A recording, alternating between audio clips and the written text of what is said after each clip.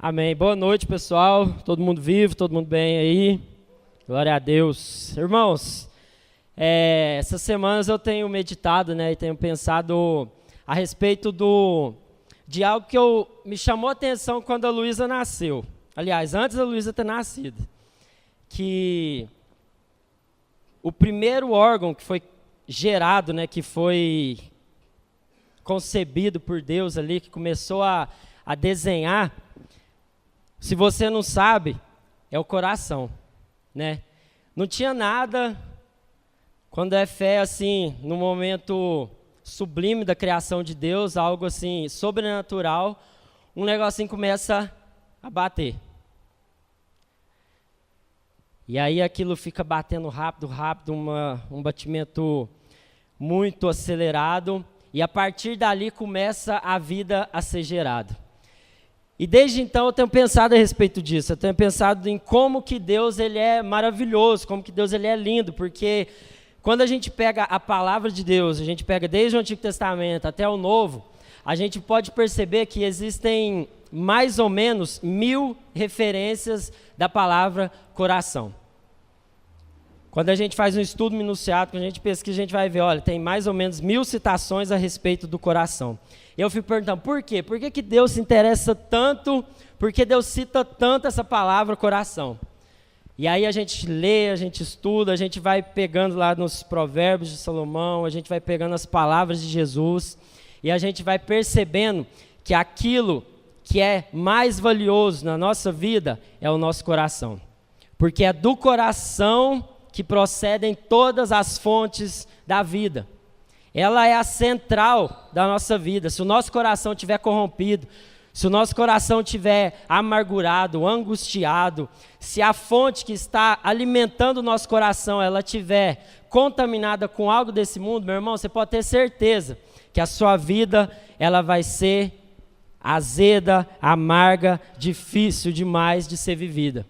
Muitas vezes você pode entender muitas coisas, você pode conhecer várias matérias, você pode viajar por vários lugares e ver grandes coisas, mas se o seu coração não estiver no lugar certo, nada disso vai adiantar. Porque Deus está olhando o nosso coração. Ele olha aonde o homem não vê. Então, às vezes, você pode estar fazendo um teatro, você pode estar falando para todo mundo que está bem, mas Deus sabe, no fundo do seu coração e do meu coração, aonde realmente está Ele. Se é em Deus ou se é em outras coisas. Então, nós precisamos cuidar do nosso coração, meus irmãos, porque é a partir dele que a vida vai ser gerada ou a morte vai ser gerada. Porque se estiver sendo gerada vida, você pode ter certeza que vai fluir vida para todos aqueles que estão à sua volta. Mas se o seu coração estiver contaminado, se o seu coração estiver sendo alimentado com a cultura desse mundo, meu irmão, você pode ter certeza que você vai morrer e que as pessoas ao redor vão morrer. Por quê? Porque você está contaminando todas as pessoas que andam ao seu redor com a fonte que está jorrando de você. Se é vida, se é morte, é morte. Então, é necessário que a gente olhe para o nosso coração e veja aonde está o nosso coração. Porque aonde estiver o seu tesouro, aí também estará o seu coração. Então Deus, ao longo da história, Ele está trabalhando no coração do homem. Ele fala, olha, eu vou tirar de vocês um coração de pedra e vou dar um coração de carne. O problema, a consequência da desobediência do ser humano ao longo da história é um só, é a dureza do nosso coração. Porque se o nosso coração estivesse alinhado com aquilo que é a vontade de Deus, e se estivesse alinhado com os batimentos do coração de Deus, meu irmão, servir a Deus não ia ser algo pesado, não ia ser algo difícil, não ia ser um conjunto de regras que muitas vezes as pessoas acham que é, mas seria um privilégio, seria algo que traria paz. Então, às vezes, servir a Deus está sendo pesado para você porque o seu coração está doente. Porque o seu coração está petrificado. Então essa noite é uma noite para a gente poder refletir a respeito disso, a respeito de outras coisas que a gente também vai estar falando. Mas, meu irmão, se você não tiver com o coração no lugar certo, a gente pode trazer aqui o Paulo Júnior, a gente pode trazer aqui o Nicodemo, a gente pode trazer quem que você quiser, mas nada vai fazer diferença na sua vida. Porque vai entrar no ouvido e vai sair no outro. Então, no nome de Jesus, aonde está seu coração? Aonde está sua mente? Para que haja transformação, para que haja cura, é necessário que haja uma transformação do nosso coração. Porque quando nós entregarmos o nosso coração para Deus, você pode ter certeza que a gente vai entregar tudo. Porque a coisa mais valiosa que a gente tem é o nosso coração. Então, muitas vezes, você está tentando fazer muitas coisas, você está tentando se esforçar em fazer atividades, em fazer coisas na vida, mas sem o entendimento correto, sem a origem correta, sem a motivação correta. Então, você está como um escravo, que só faz o que é mandado. Você é um escravo porque você faz por obrigação. Você obedece a Deus porque às vezes tem medo de ir para o inferno. Então o seu coração ele está no lugar errado, com a motivação errada. Porque você está tentando entregar o seu serviço sem antes entregar o seu coração. Então, meu irmão, você precisa primeiro entregar seu coração para Ele. Você precisa entregar a fonte da vida, a fonte da sua vida, é de onde saem todas as coisas, para Ele. Porque então servi-lo vai ser um prazer e não vai ser um sacrifício. Obedecer a Deus não vai ser algo pesado, não vai ser regra, mas vai ser princípio que você vai aprender para viver uma vida que agrada a Ele. Muitas vezes nós desanimamos, nós tendemos a desistir porque nós estamos focando no lugar errado. Nós estamos fazendo sem entender quem nós somos. Nós estamos colocando a mão na massa em muitas coisas, e não diz respeito apenas aqui na vida da igreja, mas em tudo na vida, sem entender a motivação. Porque Deus está olhando o nosso coração. Então, no nome de Jesus, que a gente possa entregar o nosso coração para Ele essa noite. Entregar a nossa vida por completo a Ele. Para que então essa palavra ela possa fazer diferença na nossa vida. Porque muitas vezes a gente vem de domingo a domingo apenas para cumprir uma obrigação religiosa. Não, eu tenho que ir na igreja porque hoje é domingo. E aí a gente vem, mas o nosso coração e a nossa mente estão em outro lugar. A gente comparece, a gente se reúne às vezes nas casas, em reuniões, mas isso não faz mais diferença, isso não mexe mais com a nossa vida.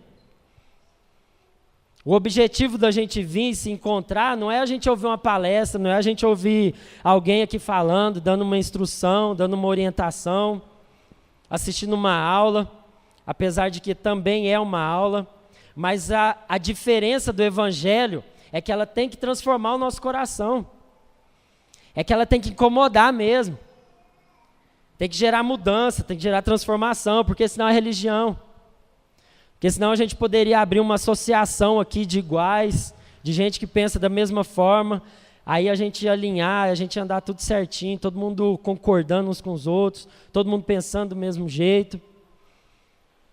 E vestindo uma máscara, vestindo uma fantasia. Mas o Evangelho de Cristo, meu irmão, ele vem como uma espada de dois gumes. Ele vem para penetrar, para dividir as intenções do nosso coração. Então, muitas vezes, se a gente está vindo, se a gente está vivendo o Evangelho de Deus, mas isso não tem gerado uma inquietação santa, para que gere uma mudança na nossa semana, no nosso dia a dia, nas nossas atitudes, meu irmão, analise o seu coração, porque tem alguma coisa errada. Se está cômodo demais, se está fácil demais, você precisa mudar de fase. Você precisa parar de jogar no level fácil, level easy, do Super Mario Bros. Da vida aí, né, como eu já falei em outros momentos, e atingir o outro nível.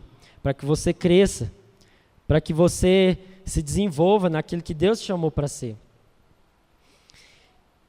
E eu gostaria que você abrisse a sua Bíblia lá em Efésios, no capítulo 5, o versículo 21. Efésios, capítulo 5. partir do versículo 21.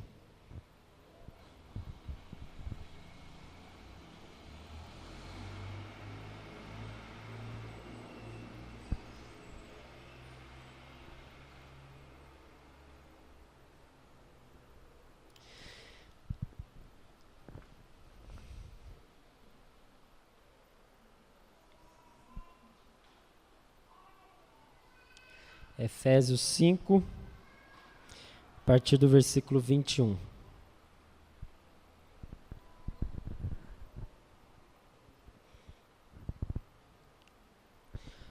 Sujeitem-se uns aos outros por temor a Cristo. Esposas, submetam-se cada um ao seu marido como ao Senhor, pois o marido é o cabeça da esposa, como Cristo é o cabeça da igreja.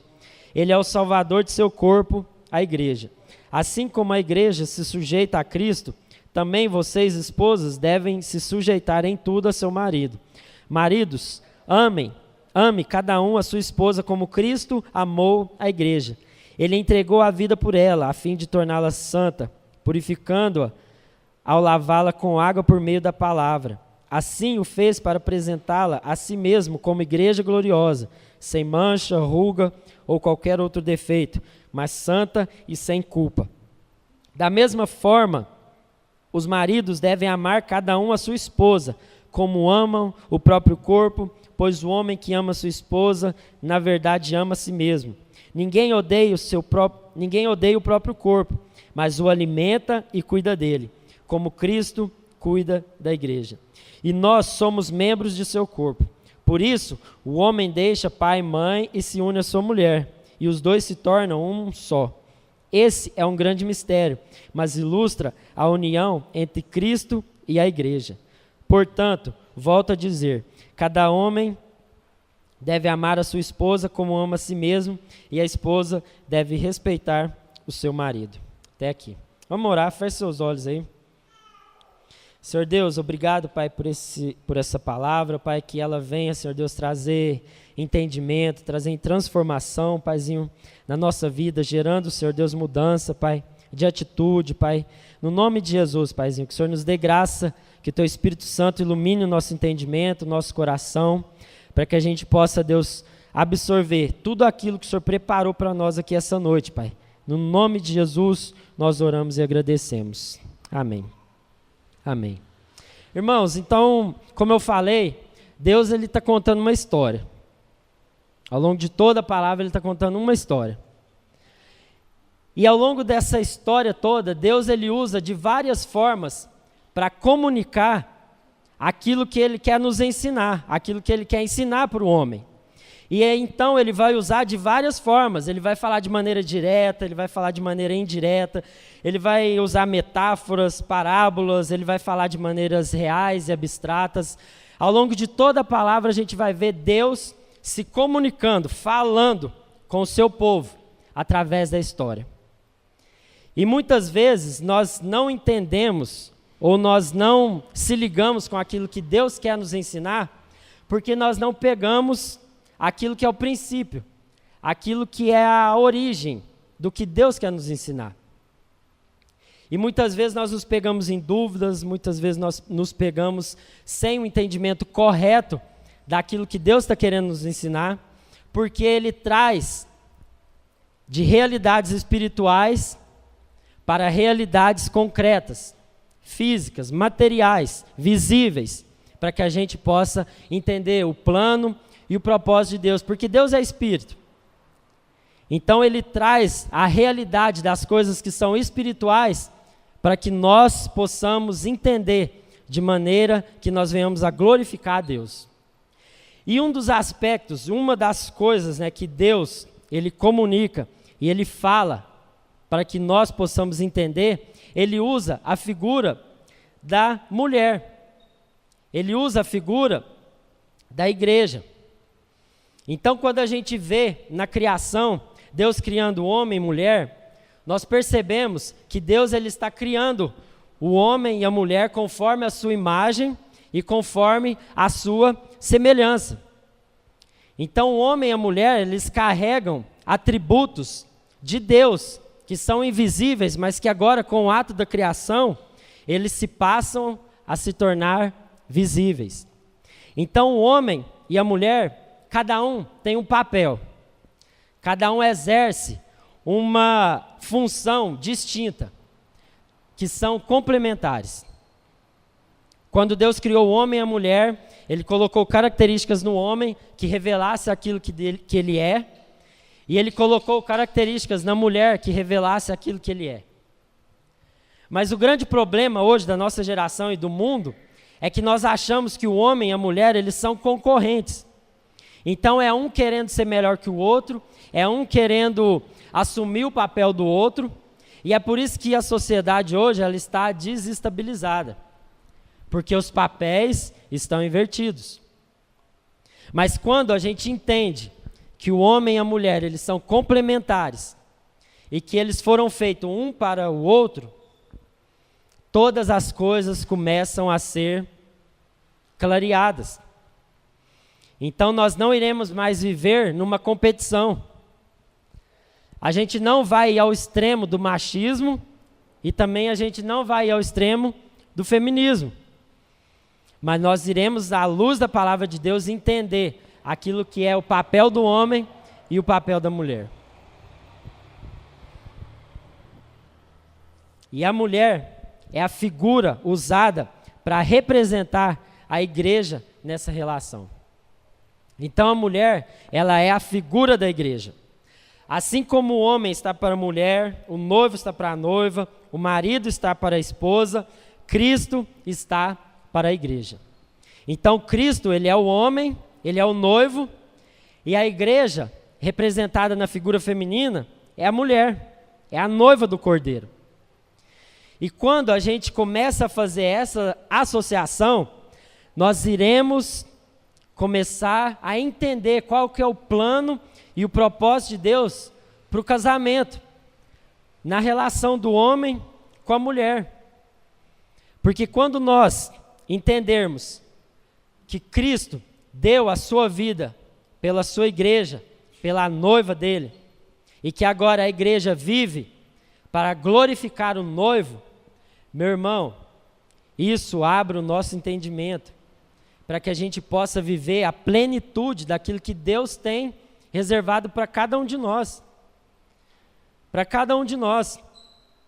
E lá em Apocalipse, no capítulo 21, a partir do versículo 1, se você quiser abrir aí, Apocalipse, no capítulo 21.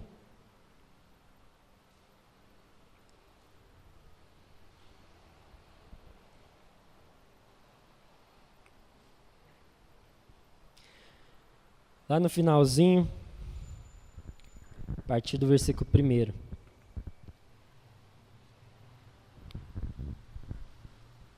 Então vi um novo céu e uma nova terra, pois o primeiro céu e a primeira terra já não existiam, e o mar também não mais existia. E vi a cidade santa, a nova Jerusalém, que descia do céu da parte de Deus, como uma noiva belamente vestida para seu marido. Versículo 9, pula um pouquinho para frente aí. Então um dos 7 anjos que seguravam as 7 taças com as últimas 7 pragas se aproximou e me disse: venha comigo e eu lhe mostrarei a noiva, a esposa do Cordeiro. Agora pula um pouquinho aí para trás, lá no capítulo 19 de Apocalipse, lá no versículo 7.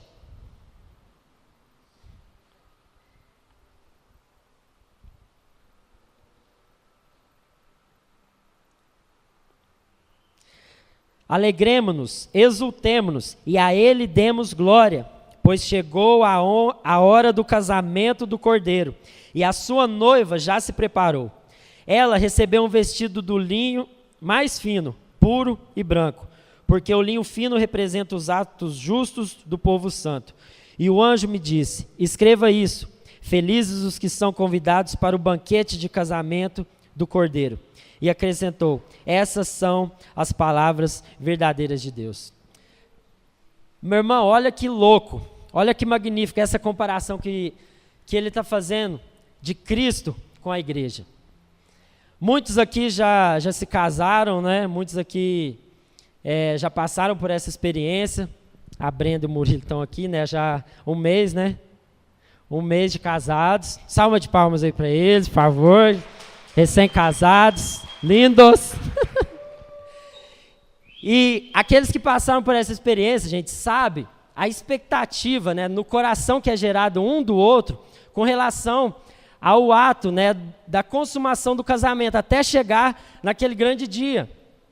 Toda a preparação, né, toda a ansiedade, todos os medos, todos os gastos, né, financeiros que muitas vezes é necessário fazer. E há aquela ansiedade, aquela expectativa, porque é algo que Deus criou, é algo que Deus concebeu para o homem e para a mulher, para que isso pudesse representar, para que isso pudesse ser uma alusão, uma figura daquilo que a igreja representa para Cristo, daquilo que nós representamos para o Cordeiro de Deus, para o noivo, que é Cristo Jesus. Então, meu irmão, a nossa responsabilidade como igreja, ela vai passar por 4 pontos aqui que eu destaquei. E que nós precisamos entender para que a gente, como igreja, nós possamos cumprir o papel que o noivo espera que a gente cumpra, como igreja. Então, primeiro, é a gente entender, e a gente cansa de falar isso aqui, que a igreja, ela não é o prédio, não é essa estrutura aqui que a gente se reúne, mas a igreja são as pessoas, somos nós. Quando nós nos reunimos para glorificar o nome de Deus, nós nos reunimos como igreja. Não tem como você ser igreja sozinho, porque a igreja ela é constituída de pessoas que foram transformadas e regeneradas pelo poder do Espírito Santo. Então entenda que você faz parte e você é a igreja junto com os seus irmãos, que nós somos seus irmãos. Por mais que a gente fala, não, hoje a gente vai para a igreja, hoje a gente vai para a reunião da igreja, mas a essência dessa expressão é que nós iremos nos reunir com os nossos irmãos. E então nós seremos igreja. Então a gente poderia transferir todo mundo aqui lá para a Praça Sérgio Pacheco, lá para a rua, e ainda assim nós continuaremos sendo igreja. Então, você e eu, nós somos igreja, porque muitas vezes nós terceirizamos a responsabilidade. Nós falamos, não, a igreja que o fulano cuida, ou a igreja está dessa forma. Não, nós somos a igreja, nós fazemos parte da igreja. Nós somos responsáveis pela saúde da igreja. Então, quando nós nos responsabilizamos, quando nós entendemos que nós somos a igreja, meu irmão, quando a gente vê algum problema, quando a gente vê alguma situação, nós iremos fazer de tudo para que aquela situação seja resolvida. Nós não iremos terceirizar. Segundo ponto, a igreja, nós somos feitos de pedras. Jesus, quando fala lá em Mateus com Pedro, ele fala, olha, você é Pedro e sobre essa pedra edificarei a minha igreja. Ele usa a figura da pedra para exemplificar uma construção que a partir da morte e da ressurreição de Cristo, Deus estaria construindo, que é a sua igreja. Então ele chama Pedro de pedra, porque naquela época as construções, elas não eram feitas como hoje. Às vezes de pré-moldados, que a gente vê aí, apartamentos sendo feitos, eles só encaixam, todas as formas, todas iguais, tudo junto, os tijolos nos mesmos formatos, dos mesmos tamanhos. Mas, naquela época, era feito de pedras. Era encaixado as pedras umas nas outras, até ser construído os edifícios não, mas as casas e aquilo que eles estavam construindo. Então, a igreja, ela é feita de pedra, e não de tijolo. Porque a pedra, cada pedra ela tem um formato. Se você for aí, for fazer um rolê na cachoeira, e começar a descer, você vai ver um monte de pedra, ou se você for em outros lugares na natureza, você vai ver muitas pedras, e você vai perceber que as pedras, cada um tem um formato, cada um tem um tamanho, cada um tem uma característica individual, particular dela. Então, quando nós entendemos que cada um de nós somos pedra, isso facilita o nosso entendimento para entender que o propósito da gente se reunir é para que a gente seja transformado para que a gente seja transformado apesar das nossas diferenças. Porque quando um se encaixa com a sua diferença, com a sua peculiaridade, e Cristo vem preenchendo todos os espaços, porque Ele é a pedra angular, Ele é a pedra principal dessa construção, que todos nós estamos sendo colocados, meu irmão, isso abre o nosso entendimento. Porque às vezes você está esperando você entrar de um jeito, passar pela igreja e sair todo mundo igualzinho. Todo mundo de terno e gravata, todo mundo social, todo mundo vestido da mesma forma. E esse não é o propósito. Nós somos diferentes, mas é Cristo que nos une. A pedra fundamental sobre a qual nós estamos sendo construídos é Cristo Jesus. Então é a partir dele que a igreja está sendo construída, que nós estamos sendo edificados. Cada um com sua função, cada um com seu chamado, cada um com seu propósito. Sendo direcionados para aquilo que é a vontade de Deus para cada um de nós. Então, meu irmão, você é pedra, eu sou pedra. Quando a gente se junta, a gente vai se batendo, a gente vai se raspando, até que Cristo seja gerado em nós e através de nós. Não espere que o tijolinho do seu irmão vai encaixar certinho com você. Porque vai ter coisa nele que vai te irritar, vai ter coisa nele que vai te fazer, às vezes, ficar com raiva. Mas quando nós temos Cristo como a pedra angular, todas as coisas se convertem a Cristo. E aí as nossas diferenças, elas são alinhadas naquilo que é a palavra de Deus. Então o que eu gosto, o que eu quero, deixa de existir, porque então eu passo a fazer aquilo que a palavra de Deus fala, aquilo que Deus quer e aquilo que Deus deseja para nós. Então os nossos egos, eles são mortos para que Cristo viva e para que Cristo seja formado em nós e através de nós. Isso é maravilhoso. E terceiro, a igreja pertence a Cristo. Ele é o cabeça, porque Cristo deu a sua vida por ela. Então, meu irmão, nós somos o corpo de Cristo. E a cabeça é Cristo Jesus. Então, a igreja, ela não tem dono, ou não deveria ter, porque o dono dela é Cristo Jesus. É Ele que dá os comandos, é Ele que orienta, é Ele que aponta a direção.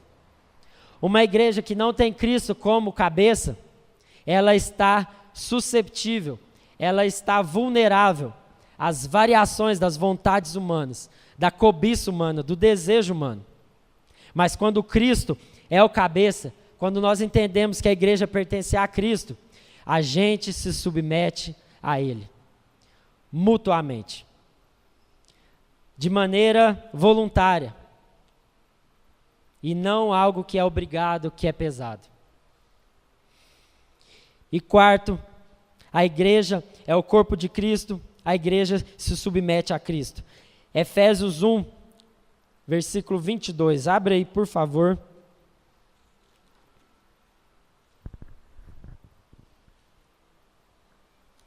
Efésios 1.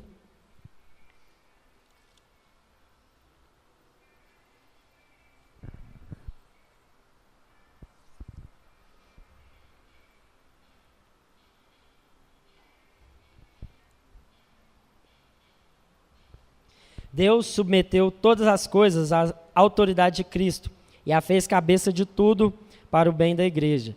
E a igreja é seu corpo, ela é preenchida e completada por Cristo, que enche consigo mesmo todas as coisas em toda parte.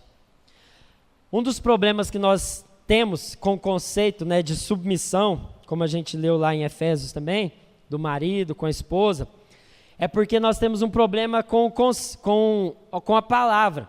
Muitas vezes nós achamos que submissão é você estar sobre opressão, você estar sobre escravidão ou servidão.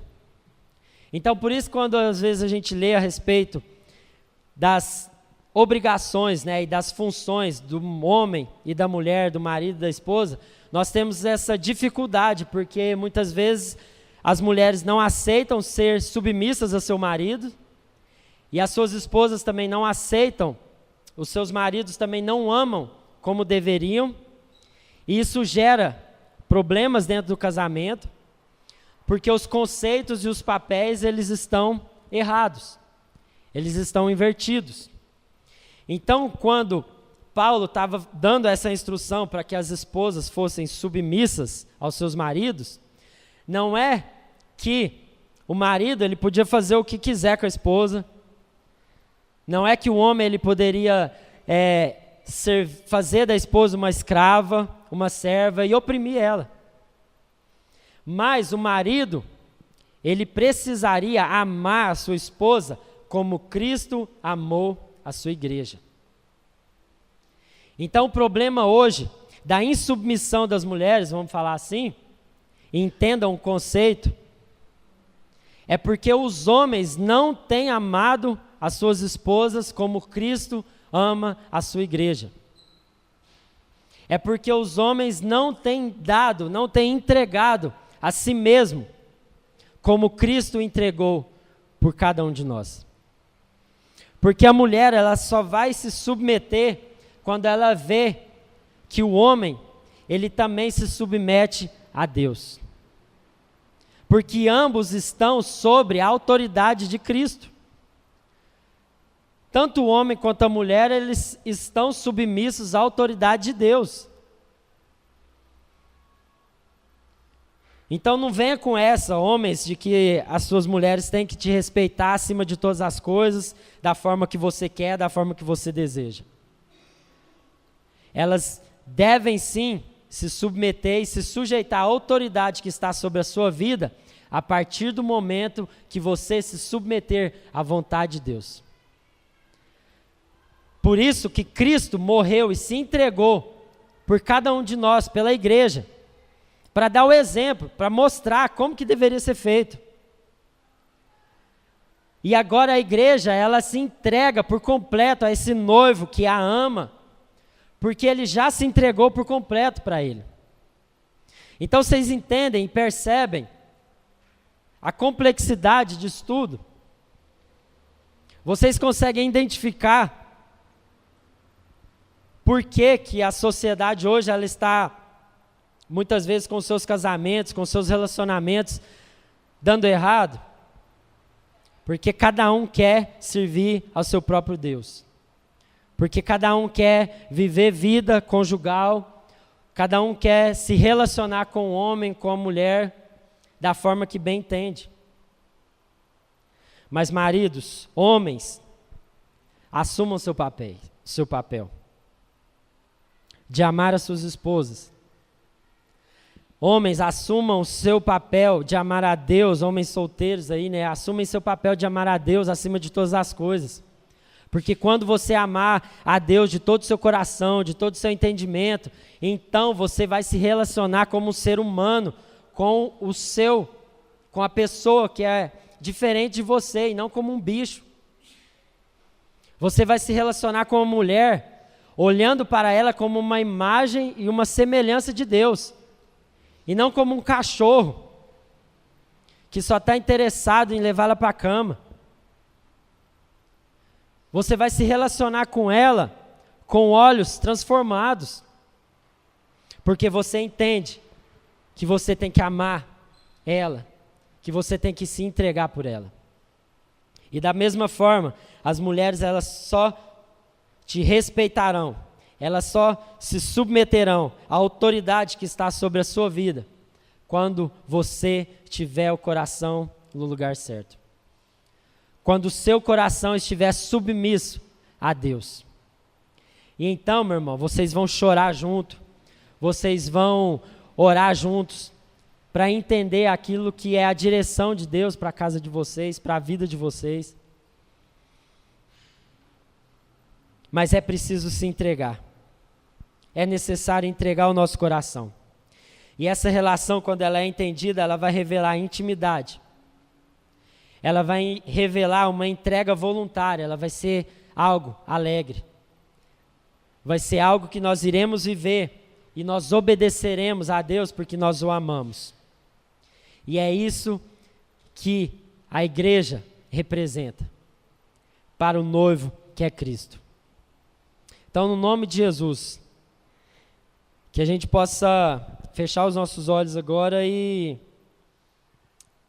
orar para que nós possamos ser curados.